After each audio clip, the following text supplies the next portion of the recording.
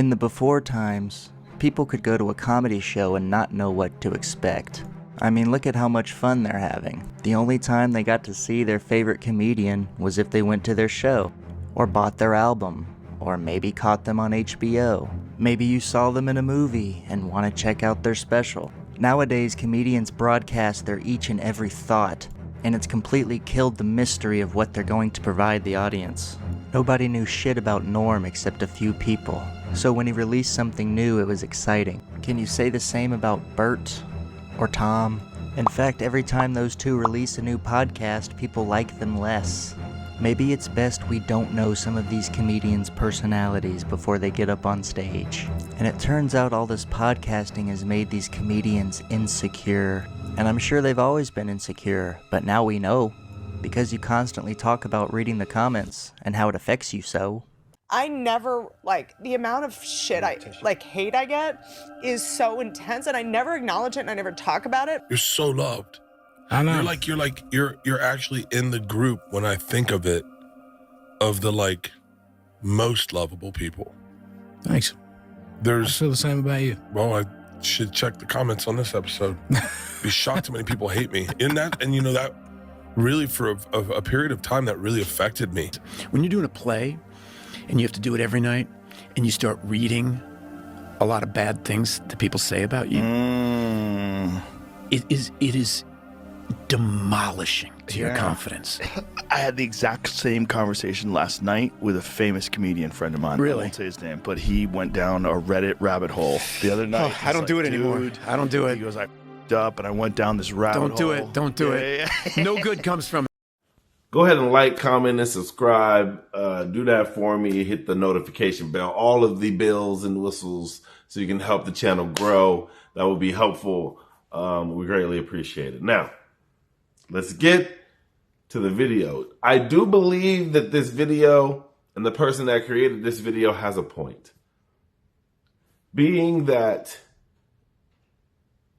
in the older days, and I'll say 80s, 90s, 2000s, it was you can be pushed into the masses by a corporation, by Disney, whatever one wanted, Fox, any of them.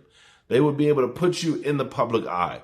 It was a small funnel, right? Because it was just TV shows, newspapers, magazines. That was your way of getting to the people. And now that we have the internet and direct to consumer, it's thrown a monkey wrench in the system, right?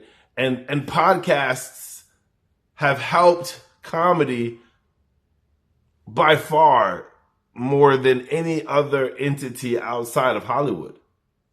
It gave you a direct path to your listener, and you don't even have to find your people would find you. Even now, my channel is my stand-up, but also current events and comedy, commentation, I don't know how to say it, but commentary of comedy. And I feel like I'm doing this to help reach my audience as well. Now, am I going to get as big as Bert and Tom? I don't know. Am I going to be as big as Tony and his podcast? I don't know. I cannot say what I don't know, and the future is to be seen. But I do agree that some of these podcasts are too revealing, right? They're always talking about the same certain subjects. Over 5, 10, 15 years of talking, you run out of things to say unless you continuously talk about the things that happen to you when they happen to you. I like the fact that we have a bird's eye view into people's lives. Before that wasn't the case. You just knew Michael Jackson was in Neverland. You ain't even never been to Neverland, but you knew Michael Jackson was there. You didn't, you heard he had a monkey. You ain't seen him, but you heard he had a monkey.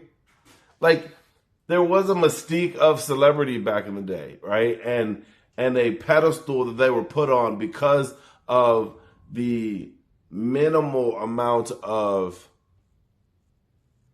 outlets. But now with these major outlets, yeah, I think you have to compete with everyone. And that's how you're able to build your business, especially in comedy, because those of you who don't have a podcast and you're a comedian, you are losing. Don't get me wrong, there are some purists that are like, I just want to do stand-up and that's all I want to do. That's fine. But you're losing because the opportunity to get out to a large amount of people is there for you if you use it. If you use it correctly, you can build your own empire.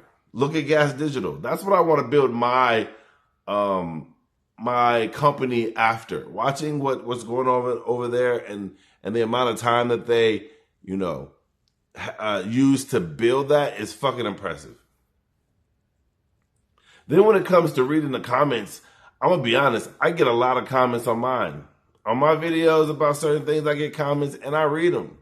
And do I feel like, oh no, I'm not worthy? No, it's someone's opinion and I give them a thumbs up and say thank you for commenting.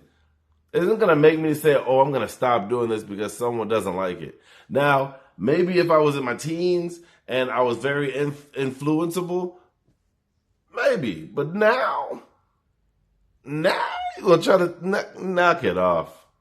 I'm focused on doing great work and building. And I don't have everything that I need to build as fast as I want to. But guess what? It's coming. It's coming. It's going to take some time, baby. But once we are there, you'll see it. You'll be with us. But Whitney Cummings crying about the comments. I'm like, you live a privileged life. You live a privileged life. And another thing, Ali Sadiq had this set where he was talking about the internet and how you can't be bullied. The nigga said, close the laptop, bitch. Just close the laptop, bitch. That's all you gotta do. And the bullying goes away. Like, you're reading these comments.